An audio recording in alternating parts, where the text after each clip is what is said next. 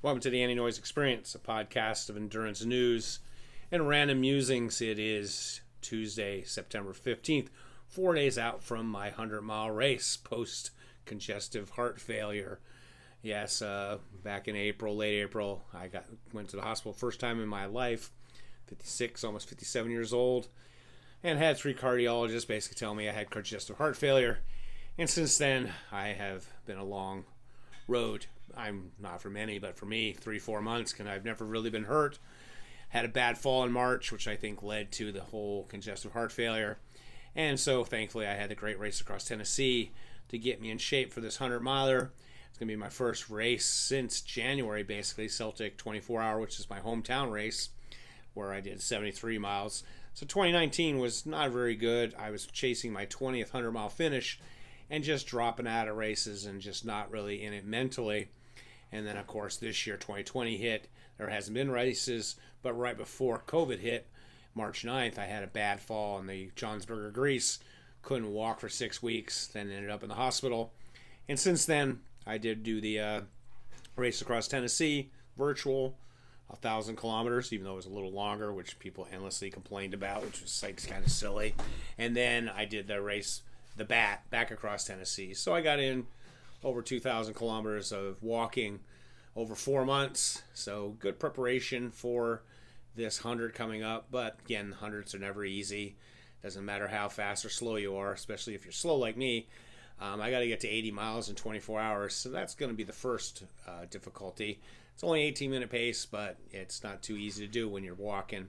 I mean, I only did 73 at my own personal race here in Bakersfield. So we'll see that. And then the reward, if I get to 80 and 24, is I get another 8 hours to walk 20 miles. So, yeah, it's going to be a hard day. And then, of course, to make things even crazier, we've had all these fires in California, which have put in tons of smoke into the air. And so we'll be dealing with the smoke as well. But I'm looking forward to doing miles with my buddy, the Jester, who's often on this podcast. And then we're also going to have Jake Jackson doing the race. He has been on the American team, helped them win a gold medal in the U.S. 24-hour race. And Ray Sanchez, who has done Badwater, I think Jester said, over 11 times. I first met Ray at the Salton Sea, Badwater Salton Sea, years ago, when the first year they had it. He was running for the SoCal Coyotes, Jimmy Dean Freeman, led team, and they were in the front. And that race, it was in the 80s or 90s, and then they went up this big trail, and it actually started snowing. And so I met Ray, because they only had 2 crew members. They had Kate Freeman, Jimmy's wife, and Angela Chartel, and they had to change out of their wet, cold clothes. And I was in the van helping Ray change his clothes, stripping off those compression sleeves and stuff like that. That's how I met Ray originally. And then throughout the years, of course, I run into him quite a bit. He's always running tons and tons of 100-mile races. So it'll be fun to see him. Trying to get my buddy Yolanda, the Centurion, to come up. She posted something about getting ready to go and do something.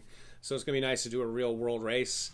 The Jester, of course, has been flying around the country doing races, and now he has one in California. But for him, it's an 8-hour drive.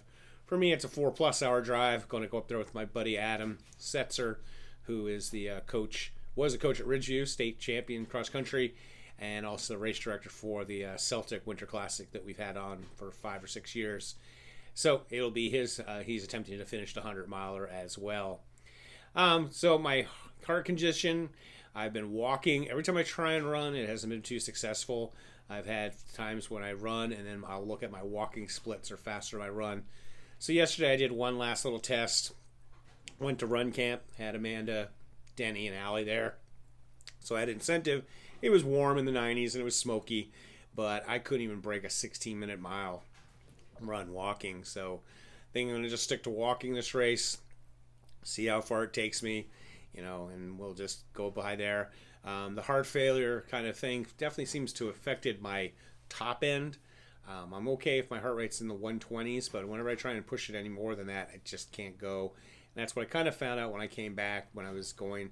I'm on the bike path, the flats, I'm good, but when I go uphill and my heart rate needs to get in the 140s, 150s, it just won't go there. And, that's kind of maybe a factor of age, and also my size, over 250. But I think also that the congestive heart failure, their tests supposedly showed I had 15% function of my heart. Then I had a test a couple weeks later and it said 30%. So who knows? I kind of say, well, when they're doing the test, since my heart rate's in the 30s, resting, maybe I'm just not showing that I'm using my heart. My heart's barely moving because it doesn't need to. So, but I definitely have lost that top end. Maybe just the 6-7 weeks off of training back in March and April. Not sure what it is, but I'm content with walking. I used to often say that I just want to walk in races, and I was kind of hope for an injury, so I couldn't, which is crazy to say. But this congestive heart failure situation is definitely putting me in that. Just went out and door dashed. It's pretty smoky out.